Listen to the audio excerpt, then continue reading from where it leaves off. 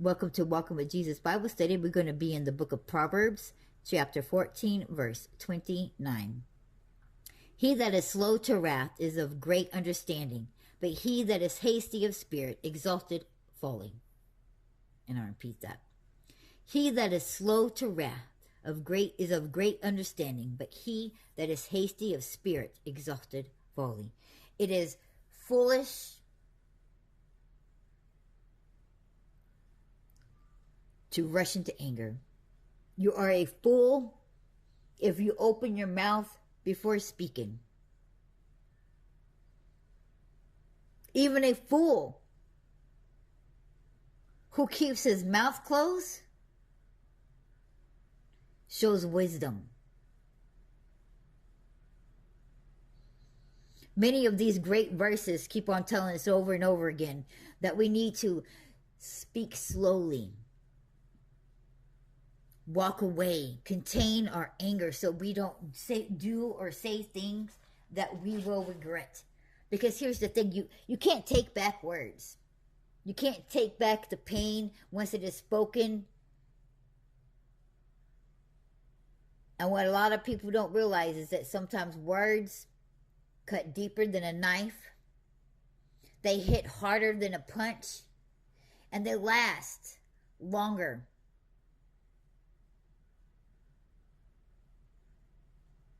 Weapons and stuff can leave scars on the outside, but words, they leave scars on the inside. You're mentally scarred. Your heart tissues is scarred and it hardens. I don't know if you ever had a scar, but most of the time when you gain a really deep, big scar, it hardens the tissue. Depending how big and how thick it is, you don't have no feeling above that thing and it just tears up the muscles and all that stuff. So imagine how much damage you keep doing to somebody's heart when you keep on scarring them. It hardens the heart.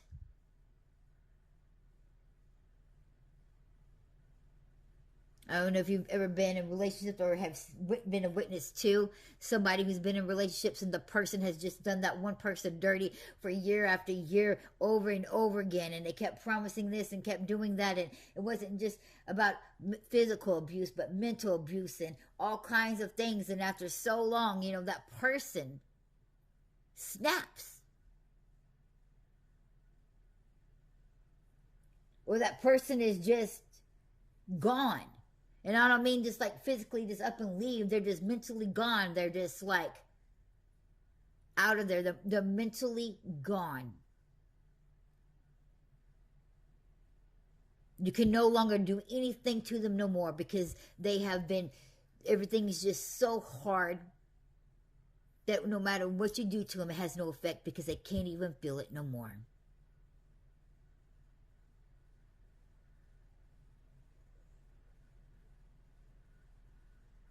Your actions and your words, when you do things in anger,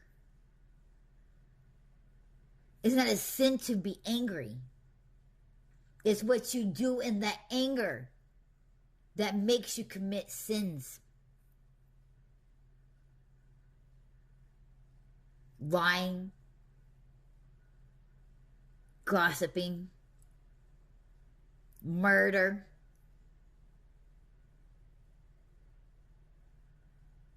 The enemy loves for you to be caught up in your feelings because he wants you to be in them so that you harbor them. Why? Because when you stuck up in all these emotions, it leads to pure eruption of anger to where people just blow up, had the last straw, and they do the most crazy and insane things that they normally would not do. It leads to people not forgiving. One of the very many things that keeps people, Christians, from gaining into the entrance of heaven is the fact that they will not forgive people who have done them such harm. But Jesus tells us we got to learn to forgive no matter what they have done to us. no matter what they have done to us. We have to forgive them, because if you cannot forgive them, then the Father cannot forgive you. Don't let that person take the last thing away from you, which is everlasting life. You holding on to that anger and that unforgiveness is going to cost you the very life that God is promising you.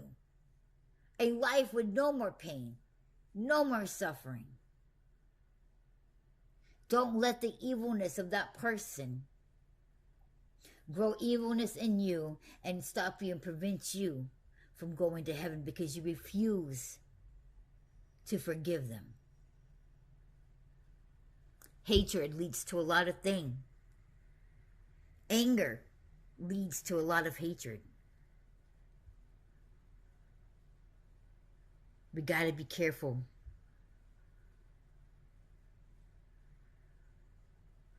Got to hold our tongue and be quiet. We got to be wise.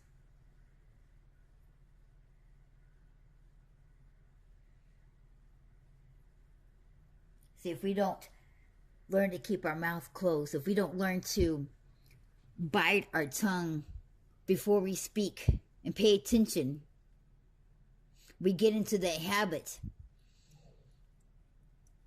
of speaking in anger and leading.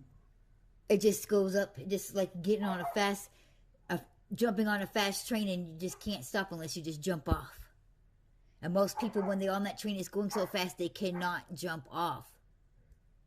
They go from 0 to 2,000 and there's no coming down. There's no slowing down. So as children of God,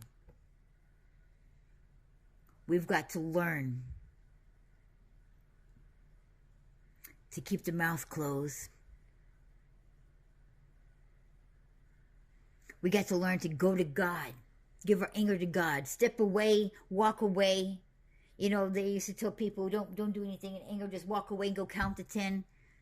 I'm going to tell you, just walk away, go somewhere, your prayer closet or outside, and just go pray to God and say, God, oh, only you know, God, I'm about to, I'm about to rip their neck off, God. I need your help. I need your strength to hold me back and to keep my mouth closed, and, give it to God. Job and all the things that was being done to him.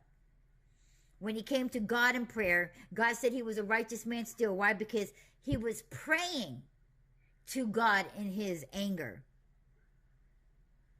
He didn't take it out on the people next to him. He come and he brought it to God. He brought his anger to God. And in doing so, God came down and set his friend straight and said, you know what? He is right. He's righteous. He's still, because he did the correct thing. He brought his anger to me. He didn't curse God. He didn't blame God. He brought his anger to God. He says, even though I'm hurting and even in my bitterness, I can still come to you and tell you, God, I'm angry. God, I'm bitter. I don't understand. Why is this all happening to me?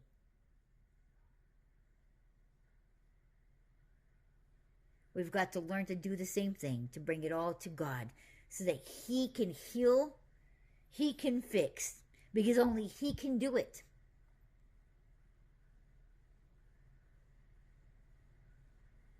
Now, I know it's very hard, during certain things, and when certain people do certain things and it happens all so fast, it's hard.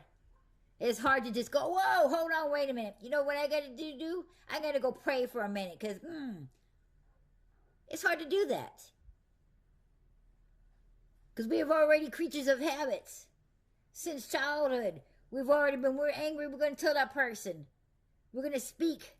So we've got to create a new habit. Retrain ourselves. Give ourselves new habits of walking away, keeping our mouth closed, and going to God. It's not impossible, because with God, all things are possible.